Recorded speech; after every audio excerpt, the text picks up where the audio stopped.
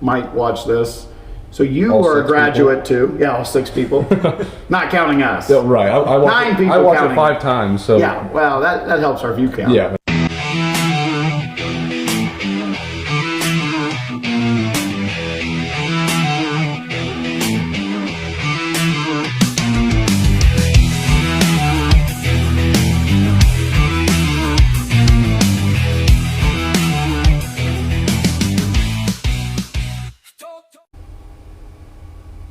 All right. Another episode of Above the Classroom. We're here with, well, he really doesn't need an introduction. That's true. He puts the D in RoDgers. The capital D. The capital D That's in right. RoDgers. It's Matt RoDgers. Welcome back, buddy. Thanks for having me. What do you think? It's been a little bit since you've been here. A year, probably at least. Yeah. Gosh, has it been a year? Yeah. I mean, So does it look any different? Yeah, does it? oh, let's check her out. Yeah, it's a lot more organized since I left. That's kind of weird. It is weird. I don't know how that works. And you know what? Classes start on time. That's weird. Yeah, I don't know. Mine tended to. I don't know what changed. Not do that. It's Yeah. weird. Huh. What do you think of up here? I didn't even look. Oh my gosh, where did everything go? Oh, that's great questions. Is that We won't secret? talk about that. We don't want to talk about it. Okay, fair enough. Was there a lot of full dumpsters outside? I assume. Yeah, there- at least 2. At least 2. Much of which was like light bulbs. Wow. We found Lots of light lots bulbs. of light Oh yeah, bulbs. those big ones. Yeah, I remember those There was back like there. 2 or 3 pallets of them. Wow. Yeah, And could you? We didn't need. Can you those. believe? Like, Russ was actually putting stuff in the dumpster. Yeah, I kind of had to put like sunglasses or something on so I couldn't see it. But I mean, he cried. He cried a little. I remember going through this He stuff. cried. He was crying on the inside. I remember going through this stuff, and I'm like, Rush, we throw this away. But, I'm like, see, it hurt. I remember when I'm pretty sure he was mad at us the first time we tackled this. Yeah, I'm like, He just was don't upset. tell Russ. Just Yeah, throw that away. It's just- fine. yeah. If I don't know, then Yeah. Well, Russ doesn't. But no, know. he's like new leaf. This is like pitch at Russ right now. I guess. I've been that way too, actually. That is a good way to be, because like I every don't time you keep take a anything bolt off anymore. something, it's like I better keep that bolt. No, you really shouldn't. Actually. See, now I just get to start over because I can like somebody will bring me something. I'm like, oh, we got so much space. I should. Did you see how big his smile got when he said that? What, Yeah. getting to start over. Yeah, getting to start over. Next time I come here, with this the will be, hoarding. this will be full. There's so much space to store new things. There used to be like 10,000 pounds worth of tools right above my head. Yeah. right Here. there. Yeah. Okay. So We just moved them over. Okay. Because the trusses used to sag. I remember that. Yeah, although that pallet of hydraulic cylinders, like old hydraulic cylinders and junk starters, It's, Yeah. Well, it's not gone. It's just It's- it's back there. yeah, it's now. back there right now. But Yeah, you guys done a great job. This has come a long ways for sure. We could fit a bulldozer up here. That's what we. The that's what we floors, needed. We the can floors are just- still hideous though. Like Yeah, the well, floors look I mean, terrible. yeah. So yeah, it is a constant topic of conversation. Yeah, but maybe it's a good thing. It's a conversation starter.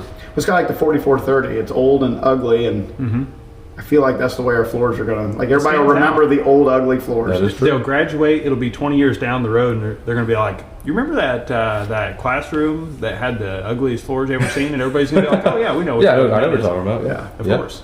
There's only one like it. That's for sure. Yeah. So what do we talk about? What you want to talk about? I don't know. I want to talk about.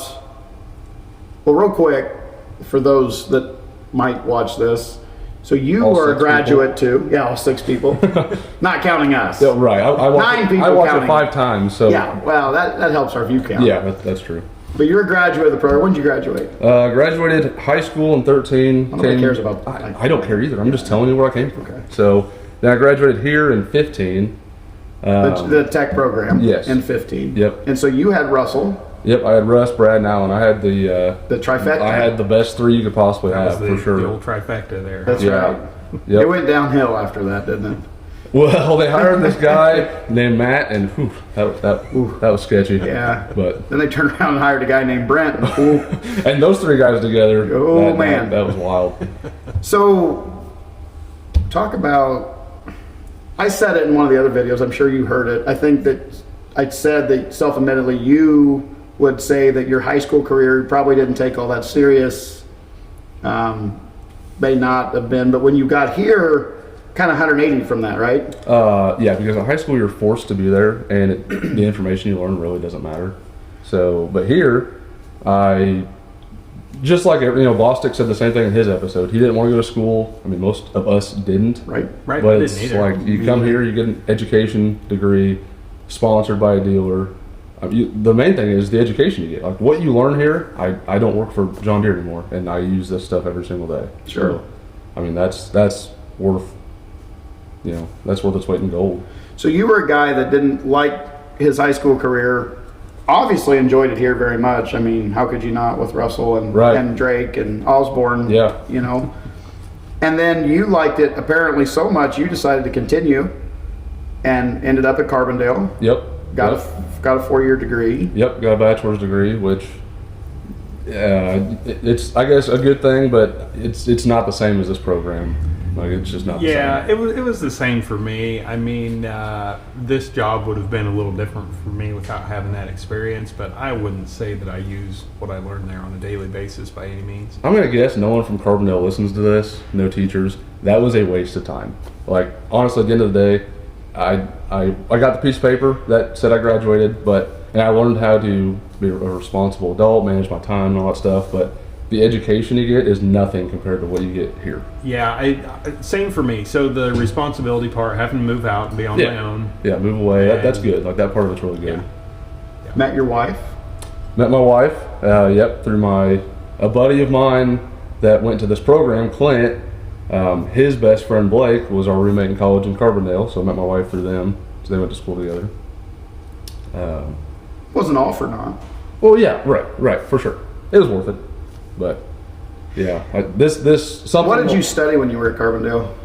I mean, obviously they don't have an ag mechanics field at Was it Carbondale. Was it Ag Systems Technology? Ag That's what I Systems did. Technology with a minor in agribusiness economics, Oh, I did which say I don't that. even know what that means. I can't But believe you even said it that smoothly. I That was have that. impressive, It's on my Matthew. resume, and I don't really know what it means. And I couldn't tell you the first thing about ag economics, but it's on my But resume. you have a degree. And it looks cool. Yeah, it looks cool on a piece of paper. So going from high school to this to Carbondale, this seems like where you enjoyed it obviously enough. You came back here to teach.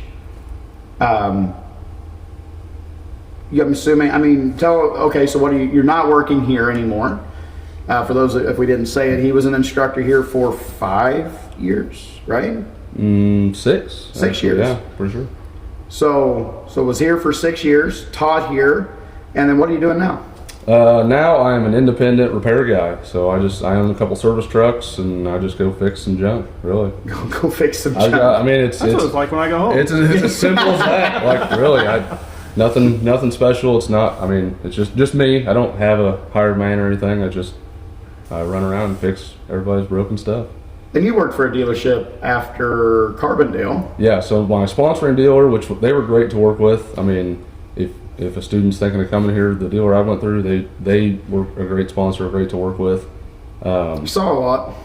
Oh yeah, I mean, like some of our students would say, "Well, there's not much in our shop," from other dealers, and I'm like, "That's crazy," because where I came from, there was never a dull moment. Like there was work on anything from 4430s to brand new stuff all the time, 24/7. So we were never slow. I got to see a lot of stuff. I learned a lot fast. Yeah. For sure. They threw you to the wolves there. I mean, the service manager was awesome. He was just, he would just say, "Well, go figure it out." And I knew nothing back then. I thought I did, but I didn't. I think that's a common thing for our students. They leave here with a lot of confidence. Yeah. And then I'm glad that they're confident. What scares me is sometimes the overconfidence of when they get to the shop, because experience really, you can't teach experience. No. Right. You can't teach being in that grind every day, 10 hours a day. We can't. We can simulate it the best we can, but boy, nothing teaches like experience. Right. Oh, when I left here, I was the same way. I was like, man, I graduated that program, learned all this stuff. I'm certified. I have all these John Deere certifications. And I'm like, man, I know everything. Of course, that was not true because I was 21 years old. Went to the dealer, and I'm like, learning a lot. Like, I didn't know what I thought. I didn't know as much as I thought I knew. Then I'm like, well, I'll go, they offered me the teaching job. And I came here, I'm like, I know a lot, whatever. And I start teaching. I'm like, oh my gosh, I know nothing. Like, I literally know nothing. So teaching was the best way for me to learn. For sure. I've learned more doing this and then repeating that year after year. That's Oh, same for me. man, You learn it in like so much more depth Yes. than what you would ever need to know it to just work on it once a year. Yeah, for You sure. know, there you figure it out so you can get through it. You know, but if you got a whole class of students, some of which might be pretty good, man, you got to know it so much better. Oh yeah, for sure. That was, and then started my own business. I'm like, oh, I know everything. I've been teaching for 6 years, have dealership experience, and I started on my own. I'm like, wow, I still know nothing after all this time. And I learned something new literally every single day. Like, I work for myself, and I've seen a lot, but yet I only have so much time to put in. So like I still learn something new every single day. You know, it seems like the people who turn out to be pretty successful are the ones who are willing to try to learn every day. Because like, if you left here and didn't try to learn anything ever again, you would be so far behind. Right. And that understand that every opportunity to learn should be taken. Yes. Yeah. If I turn down jobs that I'd never, you know, if a customer calls me and says, hey, this is broken and it's something I've never done before, if I say no, then, I mean, how would I ever get to do that job? Like, Right. I mean, there's most jobs I do, especially starting out, because I came from the ag side, I work on construction stuff and tandem trucks. So that's all I work on. So I didn't see that here, but the fundamentals, the basics is all the same, but there's just a lot of differences, and you gotta learn that stuff. So we talked a lot now about, you know, you can't beat experience, the time in the job and the learning and continuing to learn. So why, from your point of view, why even start a tech program? Well, there's a lot of reasons, I think. I mean, first off, if mommy and daddy say you have to get a degree, well, then okay, go get a degree and get paid to go to school. A lot of times they'll pay for your tools, tuition. You know, there's good packages from different dealers. You get all that, and then the education. I mean, you can go, even plumbers, electricians, any of trade, you know, all the trades, that's the way to go. Like, they'll pay for your certifications and all that stuff, and you just apply that to your real, you know, the real world. You know, I've wondered about it before. So, like, let's say you just went to a dealership or you just went into some kind of trade like that and you didn't get any kind of training. How long would it take for you to figure it out on your own? And then, whenever you figure it out on your own, what are you going to be lacking after the fact? Because, like, this has been quite a few years ago now. We had a student that he was working on something at the dealership, and he made the comment to me afterwards. He said, well, I don't know why we need to know this, because I asked one of the guys I work with and they didn't know. Well, okay, so how much more successful would they have been if they did know that 10 or 20 years ago?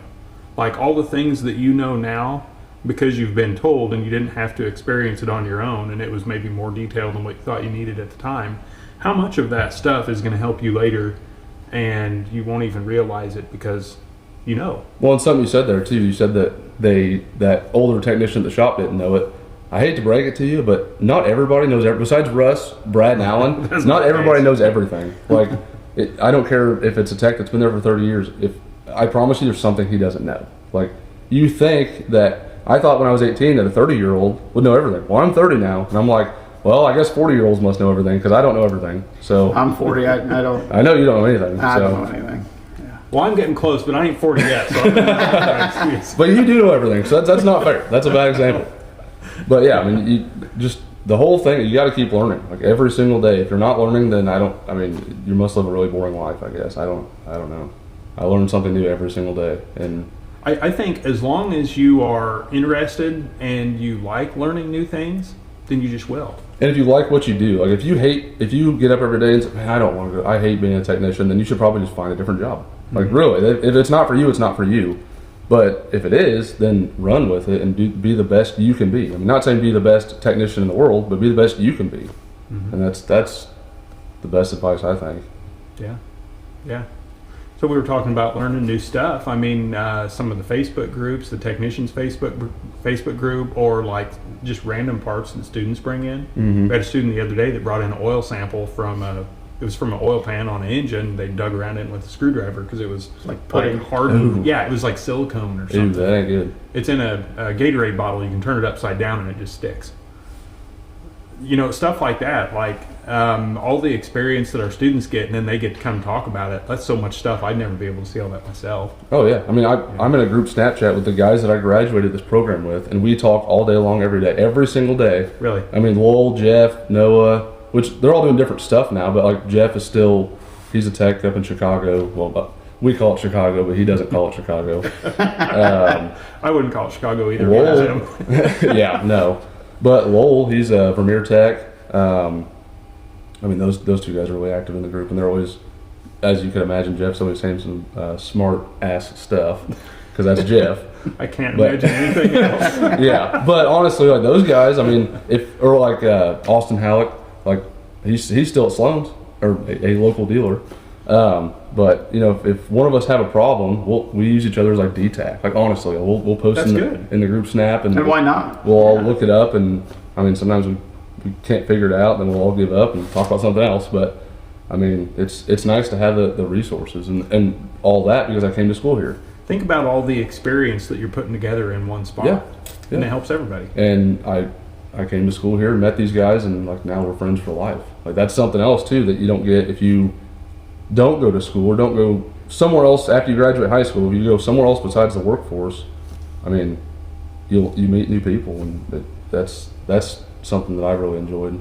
And even my job now, like I didn't know any of my customers 2 years ago, and now we're all like friends. Like I've got like 10 customers pretty much, and we're all like buddies. It's awesome. Like I love it. Cool. I think that's a big one, because right now it's such, let's get to the workforce. I need to make money. I need to make money. Which I get to make that. money. I mean, yeah. Everybody needs to make money, but I think that these young adults today are missing out. You go from parents to work. There's no, and maybe they're staying with their parents as they're going to work. They're trying to get enough money to move out, whatever. But they're missing an experience. I think that something like this brings, an institution, something like that, getting away from home, getting out into the world by yourself, where you're responsible for making decisions, for balancing a budget, for going grocery shopping. Maybe you're doing your laundry for the first time. It's a good grow up moment. Oh yeah, for and sure. then, like some of the students working on their vehicles and stuff like that, like you're responsible for that. If you don't get that thing fixed, you don't get to go home. Right. Yeah. You know, like it's a chance for them to kind of be on their own without mom and dad over their shoulder telling them what to do. And I mean, and right now we have a group that they hang out. That they're constantly fixing a truck of Just some whatever. sort, or just they're always here. It's fun. Yeah, that's we how haven't had that in a were. little bit, and it's Yeah. fun that they want to hang out and they want to do that stuff. Yeah. Yeah, that's how we were. We were always here. Oh, we were always here. It's fun. Like we would stay after class and just hang out with Russ and just in the shop. Like just do whatever, pull our trucks in and change our oil and whatever. I mean, Yeah, you were even doing that when you were teaching here. You got in, I think the campus police had to stop in and do a wellness check on you or something, right? I brought a couple projects here from home. Whatever. Something about it being 1 o'clock in the morning or something like that. Oh yeah. What's his name's truck?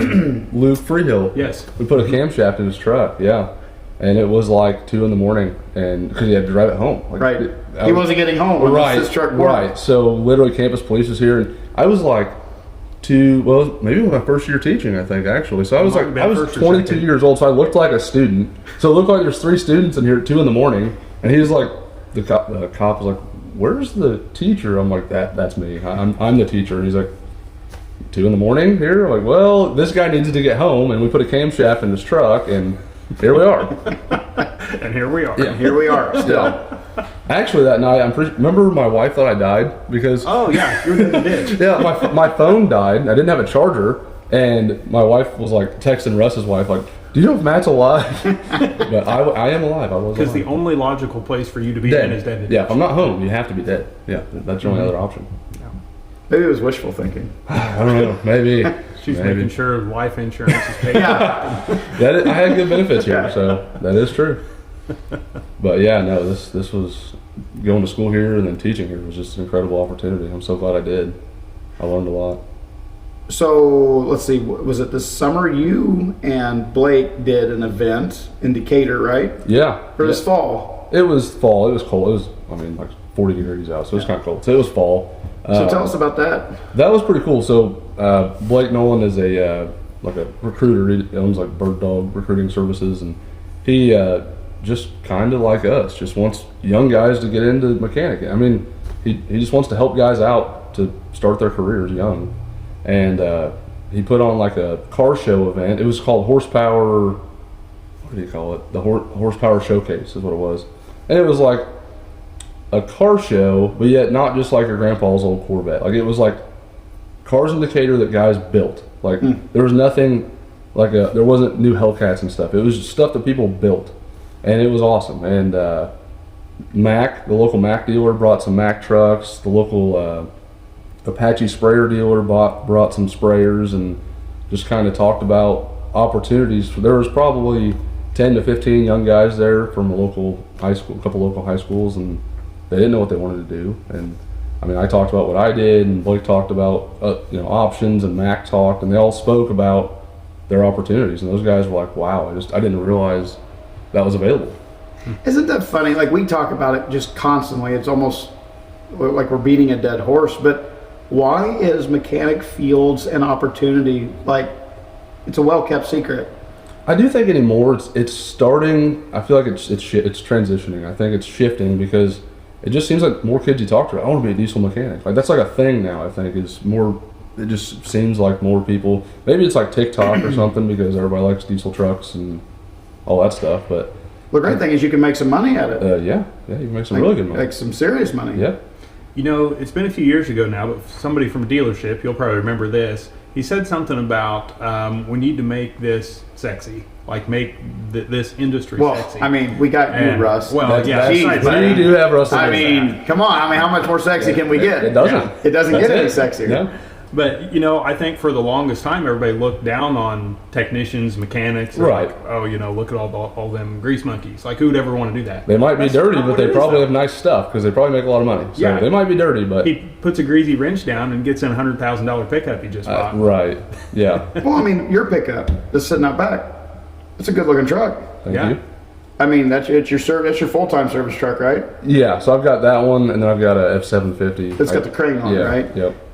I mean, that is a great-looking truck. I mean, it looks awesome. Thank It looks you. tough. That's where everybody wants to be. Every 18-year-old wants to be in a truck, right? Right. I mean, that's When I was 18, I wanted a diesel truck. I don't even know why. I just wanted a diesel truck so bad, and now I have 3 of them. Let's say now you have 3 of them. So yeah, and yeah, they're expensive. So if you don't need one, you don't really need to get one. But yeah, I mean, my truck, I've got it all decked out. I've got just put a new bed on it, and got it loaded up with tools, and it's awesome. How do you make this sexy? Like, you got trucks, toolboxes, I suppose. Some of the toolboxes get pretty elaborate, the setups, and they look flashy, and they got lights on them anymore. But you know, how else do you convince somebody that this is like you're not working in like a dirt floor shop anymore? Right. Right. Like, yeah, you might do some stuff in the field that's not I do. overly comfortable, but I mean, Right. Most of your work is not out in some dude's barn back in wherever. I mean, it might be from time to time. Yeah. But it's primarily going to be in probably a pretty nice building. I mean, whether you're ag or construction, these guys, they're investing in shops to keep stuff. Yeah. Generally. I worked in $1 million shop 2 days ago. Yeah, a lot of customers have a nicer Yeah. shop than what a dealership does. Yeah. I actually got the floors dirty, and he's like, "Maybe we could do that outside." I was like, "Oh, sorry." Kicked out. Yeah, you're in the shop to work on equipment, and then we're worried about the floor. But actually, this guy was like, "I'm just going to move you to my old shop." And I'm like, "Okay." His old shop is like as nice as this. So I'm like, "Oh, okay. I'll move to your old shop. That's fine. No big deal." But yeah, I mean, at the end of the day, the sexy part is how much money you can make. Like you come here for 2 years, and whether you go to a Deere dealer or what I think is something that like I didn't even think about when I was a student here, but like, which of course you want to leave here and go to a Deere dealer, of course. But working for like a contractor as their mechanic, that's a good gig for sure. I know that we've had students do that before. There's one that was in my class that works for like a paving company that's not all that far from here. He's been doing that for quite some time, actually. Oh yeah, and they like a lot of my customers like ask me to work full time for them and stuff. And I don't want to do that, but that's out there. It's available, and it's hard for them to find a good mechanic. But like a lot of them are willing to set you up. Like, I mean, if you were good enough and wanted to dedicate your time, they would buy you a nice service truck and pay you well, and you just maintain all their fleet. I mean that's a for sure. That's a good gig, definitely. You don't have to rely on anybody else. It's just what you're willing to bring to the table with your mind, your hands, You don't have to rely on somebody else. Which sometimes it's not. It would be nice to have some help sometimes, but you know, in my case, I've got Russ as a DTAC. So do I. Isn't it great? I'll tell you what though, and I get made fun of for this, but Chat GPT. Oh yeah. I pay for like the premium or whatever, and like I'll type in 2019 Mack Granite truck wiring diagram, pops right up. Like, wow. That's pretty nifty. We have that at the tip of our fingers. That's like what, $20 a month? Yeah. I pay That was for worth it. every I mean, yeah, it's worth every penny. It's like DTAC. I mean, you could even use it for deer stuff, and it's not. Oh, you got to pay attention to what you read. It's not. It's just pulling stuff off the internet, off algorithms, but it's pretty legit. Like, that helps. The other day in diagnostics class, we had a situation on a tractor out here. We were looking for a temperature specification. Mm-hmm. And we looked through a few different manuals. It was not in the theory of operation. And I said, you know what? Just try it on ChatGPT. Bang. Oh, yeah. Got it. First time. Yeah. That's interesting. And this temperature is actually discussed in a lot of the engine training. But yet, a few manuals that we looked in, it was not in the theory of operation. Wow. So, yeah, thought that was interesting. Yeah, a lot of times, I mean, I have Service Advisor and stuff, and like, it's just faster for me to ask chat rather than look. I mean, for like what oil specification, or basic stuff, like, I'll just, instead of firing up my laptop, I'll just go on chat. well, yeah, because it's so fast on your phone and everything else. I mean, Yeah, for sure. Do you ever talk to it and have it talk back to you? No, I'm not that weird. I'm just wondering what kind of weird. voice you used. Is it like a manly technician voice or like a female voice? I just type it in. I'm old school. Oh, okay. Yeah. I'm not that he's not that lonely yet. Yeah. He'll get there. He's just 30. It takes time. It takes time. After years on the job, he's going to have Yeah. to start talking to it. He'll just hold a conversation with it while he's working then. Put my AirPods in. Just There you go. I'm talking to somebody. Hold on. Yeah.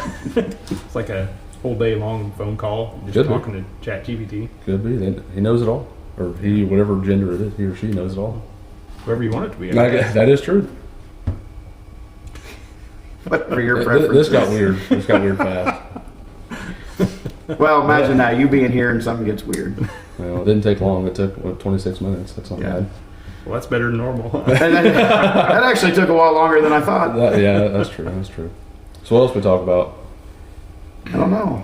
I want to talk about, so we were talking about, working in customer shed. You have a fun story about working in a We don't need to tell all guy's the shed. Well, this stories. is the fun stuff. No. Let's see, I think this story went something about setting fire to something. That was long before I was doing this for a living, first off. And it was like $1 million shed as well. But yeah, I accidentally almost lit this guy's shed. Well, did light this guy's shed on fire. I was heating up some bearings. He had an electric stove. And I was rebuilding a synchro range in a 4020. And took some bearings and put them in cooking oil in the stove and I forgot about them. Like, I literally just was working on something else, and then I was like, man, something smells hot. And I'm like, oh my God. So, yeah, luckily he had a fire extinguisher that didn't do anything at all. And he was like, I didn't even know. It was a grease fire. It was a grease fire, yep. And he was like, I didn't know I had a fire extinguisher in here. I was like, I found it. I think the best thing was the video because the shop had cameras. Yeah. You showed me that. It did. And You scooting that. luckily it was the electric. fire. If it was a gas stove, it was just fucking freaking blown up. Yeah. Yeah, no, I just unplugged it and drugged this thing all the way out past. He has a bunch of nice stuff. He had nice new Super Duties in there. One of them had 2 dry round bales on the trailer. Oh. Yeah. That was. Those would have burned pretty good. They would have. Yeah, I'm sure. Learning experience. Yeah, that was a good learning experience. So I guess if you're out on your own, give somebody that's watching this, like maybe they are doing a tech program and they're going to go work for, a dealership of some sort for a while to gain some experience and knowledge, but ultimately want flexibility and schedule, want to be able to go out on their own. What advice would you give that person? Like, what have you learned so far in being on your own? You got time? 'Cause I've I learned got a little lot. time. I mean, I don't have a bunch of time, but, a little. But I think really stay at the dealer for a while, because I've seen some guys that start, and really, I mean, I don't know that I was ready to do this on my own yet, honestly, but I did, and here I am. But stay at the dealer you give it some time until you're very comfortable with what you're doing. And being at the dealer will teach you so much. I mean, depending on your dealership, I guess, what they let you do. But stay at the dealer, get your time, and I don't think like doing what I do is for everybody. I mean, I've got kids and stuff, so it's flexible around my kid's schedule. But I mean, I don't know that you can make just as much money working for somebody. So it's not really about the money, I guess, but it's the freedom, like the flexibility for me is what it's about. But I'm also my own HR person, which that's scary. I'm my accountant. Actually, for you, that's probably a good thing. Yeah, that you're your own HR person. I get fired. I almost did here, actually. But I'm my own accountant. I'm everything. I send invoices, like I do it all. So if that's not really your cup of tea, then I wouldn't recommend going independent. But if you love being a mechanic, do it. Like, or if you love just like, for me, it's the satisfaction of when I finish a job, I'm like, I just did that. And like, there's a lot of, I'm kind of like known to work on like oddball stuff that just other people don't want to mess with. And when I get it done, I'm like, it makes me feel all warm and fuzzy inside, I guess, you know. Make you feel sexy. Maybe this isn't sexy. I don't know about that. But I mean, honestly, that kind of is like, once you get that feeling of a confidence of like, wow, I did that, I can do whatever, really. I mean, that might be the sexy thing, actually, honestly. Like, it's the satisfaction of getting a job done. Mm-hmm. Like, and you don't know that until you know it. And you talked about how a lot of these customers that you've picked up, they become pretty good friends. I think that's what gets missed a lot anymore. If you're just going to treat it like a job, you'll never be happy. Any job. Doesn't matter. And it doesn't matter. Yeah, it doesn't have to be this. But if you're just going to treat it, if you can't find any satisfaction in helping other people and solving things for other people that they couldn't solve themselves, and I just don't think that you can find abundant success in this. I really don't. Right. I mean, that's any job, though. If you don't like it, you don't do it. Like, Right. if you don't want to do that job, there's something that you like. No matter what your personality is, like, find it. Like, I started doing this, and I like love it. Like, I wake up every day like wanting. Even when I do jobs, I know I'm gonna get covered in oil and stuff. Like, I think in my head, what else would I be doing? I mean, whatever it is, what it is. Like, I'll get it done, and everybody's happy. Matt, it wouldn't be a you job if you weren't getting covered in oil. Buddy. Yeah, that does happen. Those are from some time to fun time. videos. You know, we've not had a lot of oil spray. You know, we haven't gone through near as much oil dry as what we used to. Somebody sprayed a little oil behind that 8200 the other day. So so we've got an experimental 8200. What? Hey, check it. Look at that before you leave. Oh yeah, we got to check it out. Ooh, she's a peach. Oh my God. She was yeah. a peach. Come from a training center. It's actually a home for mice. Yes. Oh God. Yeah, it was like a mouse hotel. Wow. Or something. Yeah, it was gross. That's good for Yeah, it was diagnosis. pretty nasty. Oh, it has been so far. Yeah, it gave me flashbacks to a 9600 that I had changed the headliner in, where the mouse shit was piled on top of the headliner. And when I pulled it down, it all fell on top of me. Did you get sick after that? 'Cause that can make you sick. I didn't get sick, but Yeah, Russell's pretty tough. Yeah. I still That's true. remember the smell. I've seen those coffee you drink. So yeah, it's medicinal. You know, that's the other thing around here that's better. We don't have the mushrooms growing in the coffee maker since he's left either. It's all gross. Like, dude, it just. Bleh. He just doesn't appreciate coffee like we do. I guess. No. I don't appreciate. I drink moldy that stuff. because it's not moldy. Yeah, right. Well, you Just know. open it. You get the same effect, but it's not Yeah, moldy. you don't have to worry about washing your cup. You know, Right, just like throw it at away least and- once a year. Yeah. Russell, Hey, I did. I notice he's got a new one. That's a I new did get a cup. You know This why is he's a got nice it? Tell him why you got it. Yeah, you can. I put a base in my S10 so I can lock this thing down. So if he turns that S10 over again, he won't lose his coffee. Yeah, it'll be upside down, like still sipping on it. Yep, sideways. You know, I'm just bebopping through the country. Have you told on that this story on business. here? No. This No. guy one time, he was like late for work or something. He sent me a picture of his truck on its side, like no words. I'm like, "You alive?" Like what? What took the Okay. I think what's the better of that story is he goes home, gets his backhoe, That's the takes most the truck up, Russell news and story. takes it back home. And with then, his backhoe. like a year, whatever it was, not much longer later, we drive it to Wichita, Kansas, just me and Russ. It's a little, It's like, a little- it's a little, Yeah. it's a little tweaked. The frame's a little twisted, but it drives straight. It's an S10 though. I mean, We're it's like you ain't gonna kill it. we're at like 305,000. No miles. kidding. Oh, she's a Wow. trooper. She's a And you know, trooper, he's man. probably only about 22,000 on an oil change. Not So- quite that much. Okay, I actually haven't checked it lately. It's probably a lot, but That's not bad. it's probably a lot. Probably a yeah, lot. it's probably a lot. Boy, we could spend some time. So what's How about we did this with Brad now, and you're a former instructor. What are some standout memories from when you were teaching here? Well, I didn't prepare for that. I don't know. My very first day teaching, like, I'll never forget walking out of walking out of my office, like, oh my God, I'm 20 years old, like, about to teach 20-year-olds. Like, oh my God. And I remember Alan texted me that morning. He was like, remember, you're the smartest person in the room. I'm like, that ain't good. Yeah, Alan, that's not good at all. That didn't help me. But no, I'll never forget that. I mean, just walking out and just seeing, like, whoa, I'm like responsible for all these humans. That's not good. You know, I remember that too. Like that first day of class, you walk out and they're all just staring at you. And it's like, well, guess we're committed now. Yeah, yeah. But that group that I had, my first group with Alan Shepard and Luke Freehill, all those guys, they were awesome. Like, they understood that I was a new teacher, which they made fun of me for. You know, when I didn't know a lot, so I'd be like, I'll have to go look that up. And that was like always their joke. Well, Matt will have to go look it up. But I did most of the time. Yeah, first classes. I mean, I really liked my first class. I've been Hunter and Blaze. Yep, that was a good one. Mm-hmm. John. That was a great group. I think all three of those guys are still at the dealer. They are. Yeah. Man, I remember how nervous I was that first day. Well, more than just the first day, but that first day especially. Yeah. And, you know, kind of having buyer's remorse, like, I don't know if this is what I should be doing or not. And then, like, from there, 6 years later, I'm like, yeah, this isn't for me. I gotta do something different. But it's definitely was, like, teaching was something that most people don't get the opportunity to do, and that was awesome for me. But I feel like I just kind of got to the point where, like, I just knew everything. I was, like, teaching. Not saying I knew everything, but just what I was teaching, and I wasn't like. Got stale, didn't it? Yeah. I talked to Brad about, like, how did you, because he did it since, what we talk about, 1994 or 5, somewhere. Yeah, something like. Yeah, like, how did you find it in you to stay energized and want to keep doing all of this? And he says it's the students. He says make it about the students.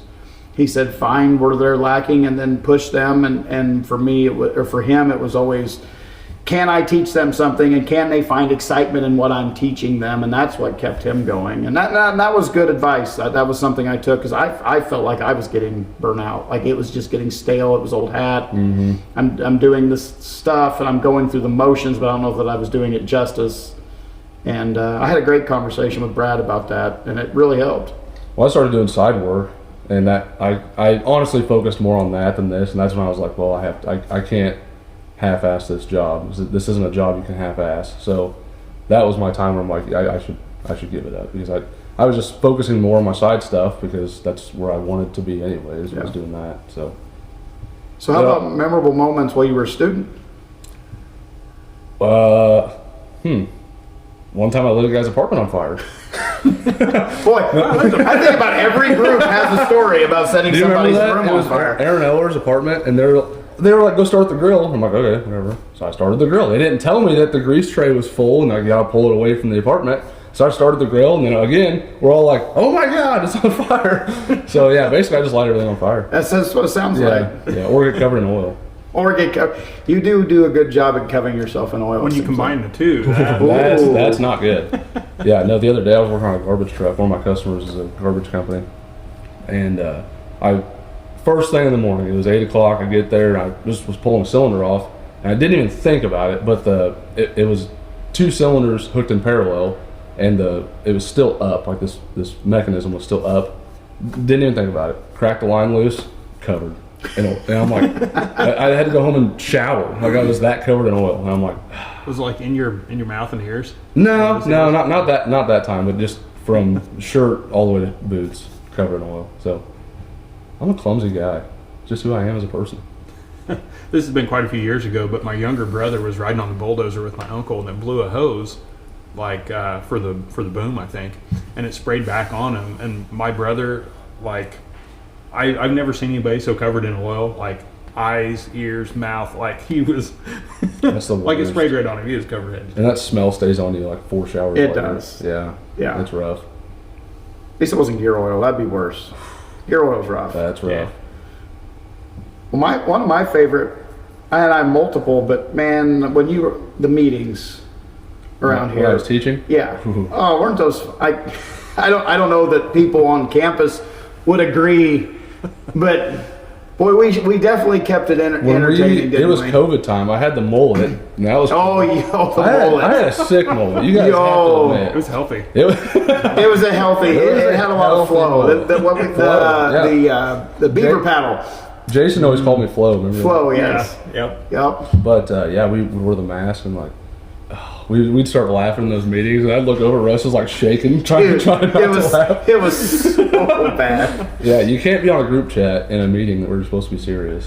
Those two things don't. They didn't They don't mesh. made the meeting a lot more entertaining though, didn't it? Are those meetings still as fun as when I was here? I couldn't. I doubt it. Yeah. Probably not. I guess we'll call it. It's a different kind of fun, Fair enough. but Yeah, I remember the three of us with our masks on. Oh man, I'm like crying, trying not to. all looking like we were convulsing. Russ flips his phone over and he's like, "I'm not looking at it anymore. I'm not going to look at We it." have to stop. We gotta stop. We gotta be done, or else I'm gonna die. Let's talk about tools. That's something that Yeah. I feel like should be addressed because Yeah. I don't think, which Jimmy, your Snap-on guy, your Matco guy, He's not our Snap-on Oh, guy really? anymore. Jimmy Nope, moved up. He tests new tools now. Wow. Snap on Levi. Snap-on Levi. Okay, cool. I don't think you need Snap-on tools. There's some things that are fine, but like for me, I bought the Snap-on student set when I was a student here, and it was awesome. It was a good price because it was half price discount. But now I'm independent, and I have to like track down a Snap-on guy. Right. And to me, that's just not that convenient. Where in my tools now, I mean, like, a lot of my Snap-on stuff is broken because it's old now, you know. And I have a stack of Snap-on tools I need to get warranted, but I just haven't. But yet, I buy Icon stuff from Harbor Freight, and I pass Harbor Freight every single day. So, good experience with that stuff? I use Tecton. I've got some Tecton sockets, and with like Tecton, if you break something, you just send them a picture, and they'll send you a new socket. We've Really? got a handful Yeah. of students using their stuff. Yeah. Yep. Gear wrench it's middle of the road. It's fine. They're the same way. You send them a picture, they'll send you a new ratchet wrench, socket, whatever you got. And I mean the Icon stuff. I mean I wouldn't buy Pittsburgh from Harbor Freight if you're doing this for a living, but like the Icon stuff is. I mean it's a Chinese knockoff of Snap-on. So I mean I guess you're not supporting American economy, but at the end of the day, I got to feed my family, and if it's at a third of the price, that's what I'm going to buy. I agree. We spend a lot of time talking to students. Like, yeah, having a $10,000 toolbox is cool, That's but a it's a complete waste shed of for money. tools. That's- And if you end up in a truck, how often are you even using that? No, it's You're a not. complete Right. waste of money. Right. I've had the U.S. General toolboxes. I've had a Snap-on box. I still have a Road box. It's not even really that great. Like I don't love the Snap-on Road box actually. We don't have any options for Road boxes. Right. My new truck, I got the C-Tech drawers on the side, and oh man, they're Snap-on price. Let me tell you, but they're worth every penny. But I've had a Matco box, Snap-on boxes, U.S. General boxes, and guess what? They all did the same thing. They stored They all tools, didn't did they? the same thing. How often are you going to stand in your drawer? I've never done that before. I've actually. never- Like, I know that's. I've never had a need to stand. Like, I get you can put lots of tools in it, but the drawer's only so big. You're only going to put so many tools in it anyway. Right. Do you remember they used to advertise? They would put a tandem truck on like Yeah. 6 or 8 toolboxes, whatever. I'm like, Yeah, I I've never remember even seeing done that. that before. I've never sat a tandem truck on my toolbox. How are you going to get it up there? I don't know. I'm not sure, but I never even thought to do that.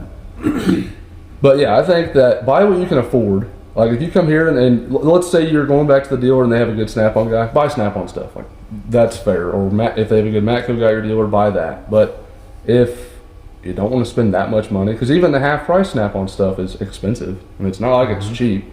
I'm not saying they're bad tools. They're the best tools the money can buy. Like they really are. But do you need that?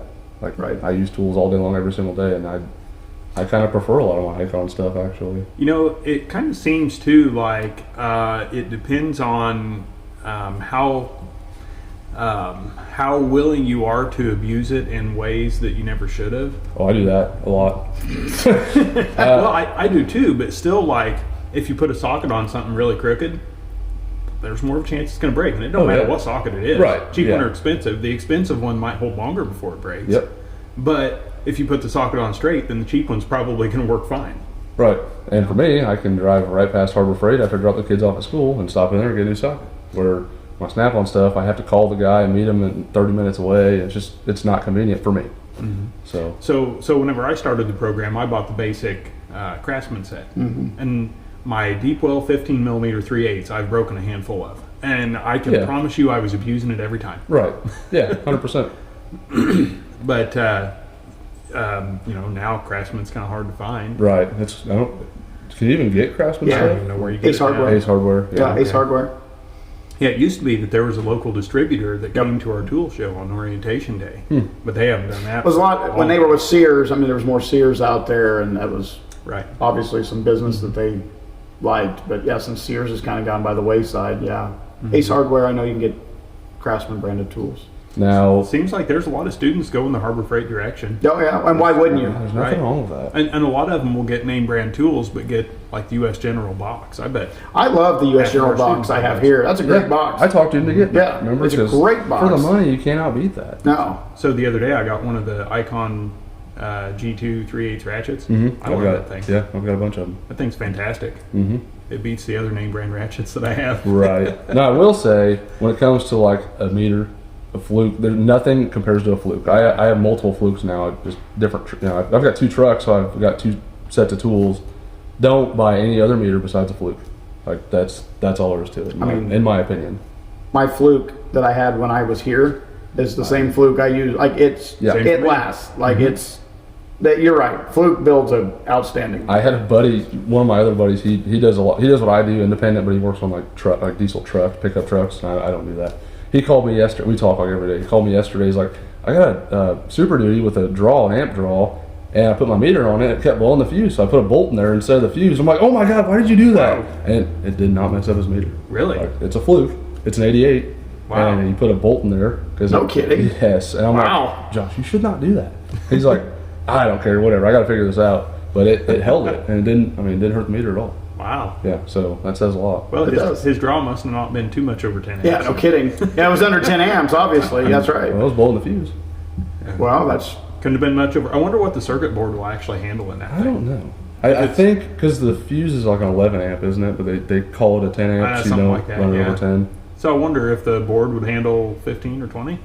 Only one way to find Where out. far to Hey, go? you guys have unlimited money here. Why don't you? unlimited money. When have we ever had Why don't unlimited you? money? Why don't you that. figure that out? Well, you got 2 meters, That's a don't you? good You could- test. Oh no, I need it.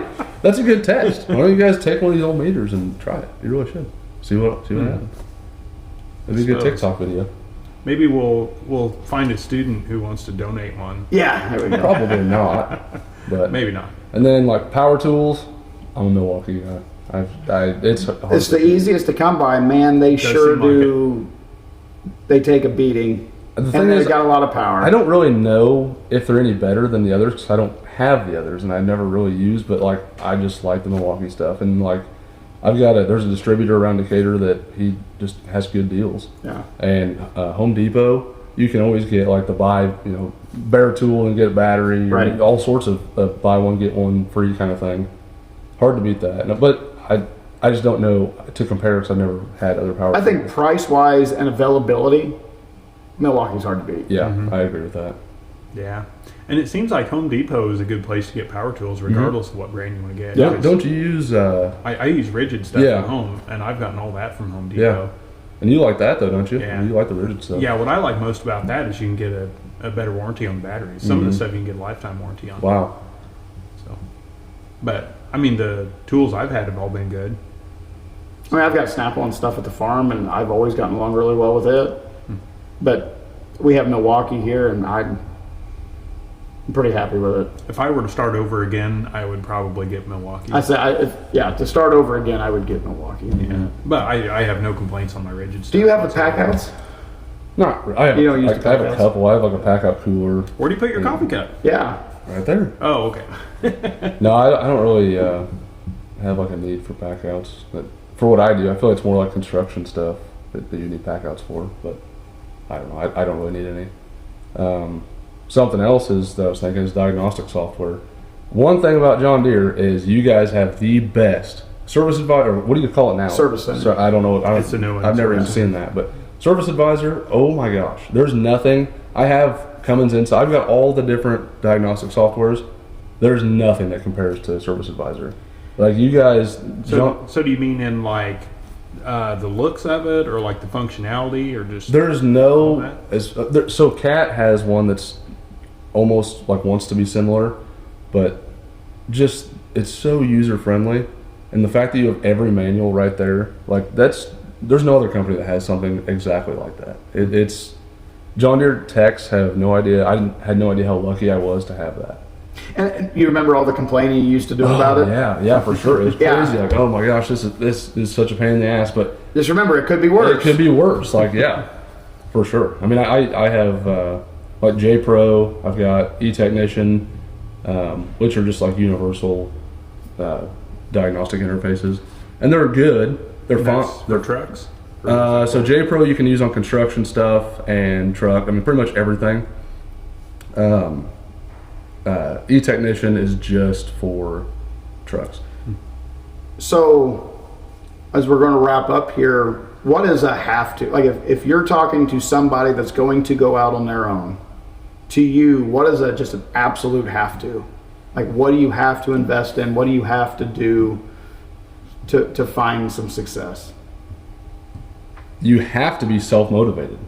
Like, honestly, that at the end of the day, you have to, like, it's me. Nobody's going to do it for me. If I can't figure it out, I have to figure it out. Like, that's it. You have to be self-motivated. And for me, I'm like very money motivated. So like, I know when I get this job done, I'm getting paid. So like, I'm going to get this done. What about a tangible thing? So I would think you have to have, I guess it depends on what you plan on working on, which I plan on working on tractors. Like I thought I'd go independent and work on tractors. I have one ag customer, and I work on his stuff maybe once every other month or something. So I don't work on ag stuff hardly ever. It depends on what you want to work on, but you got to have good diagnostic software like that. You have to. If you're going to work on anything besides 4430s, I mean, anything from 1990s with OBD and 9-pin onboard diagnostic stuff. If you're going to work on anything in the last 20 years, you better have really good diagnostic software. And where you buy it from matters, because if you have a problem, like where I get my software from, the guy will tune into my computer and fix it right now. So you mean like going on and buying an eBay special or an Amazon something, or that may not be the best? Yeah. So you can get like I have like a Nexic. It's like your John Deere like EDL, but it's a Nexic brand. You can buy all that stuff, and I've got the J Pro brand one, but they're like $1,000 a piece. You can buy them on Amazon or eBay for like $300, and they look the same, but they're not. Like, Okay. And if you get on the technicians forum, they'll say, "Don't even waste your money on those. Just buy once, cry once." And that's something else I've learned. Literally, just buy once, cry once. Like whatever it is, you're like, "Well, I can buy this one cheap," or just if you don't, just save up and buy what you need. That's crucial. Which obviously you gotta have your basic hand tools that everybody has, but I use my fluke meter daily, almost every single day. My diagnostic software almost every day. Like that's the bread and butter, for sure. So if somebody wanted to, I know that you are as busy as you want to be, but you want to plug your business. It's TSW. TSW Diesel Service. And where you're located out of the Decatur area? Yep. So I've got a shop in Macon, and then I don't work out of my shop. That's where I keep my trucks and my stuff. But I'm 100% mobile, so I come to you. And when it was 0 degrees last week, I was working outside. Yeah. Like it's not always fun and sunshine and rainbows. But on the other hand, I'd rather do that than work for somebody else. And what is social media? Because I know you post some stuff that you're doing occasionally. The one that I love that people should check out was, I believe there was a missing object that got lost in your defroster of your van. That was a good video. That was fun. That did happen. I got a lot of views. That got a lot of views. Holy crap. So, Yeah. what's your TikTok handle?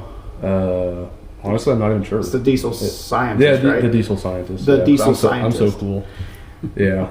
Yeah. I don't really. I always tell myself like I should do more social media stuff. I do YouTube videos, but like I'm busy. Like I have 3 kids and I own a business. Like I don't have time to do that stuff. I guess you could always make time, but I don't prioritize it. But yeah. Well, that was a fun video. check it out. If you know Matt, it's a fun video. Check it out. Yeah, this is true. So, well, I appreciate you coming. It's fun to have you back. I loved it. I'm glad to be back. This is, I mean, I don't want to work here again, but I loved it. I love coming back and hanging out with you guys. Like, this is awesome. I'm glad you guys called me to have me come out here. Well, if you like anything you saw, leave some comments. I'm sure we can get those back to Matt, and he can answer if anybody has any questions or anything. And this has been another episode of Above the Classroom. Awesome. Thanks, guys.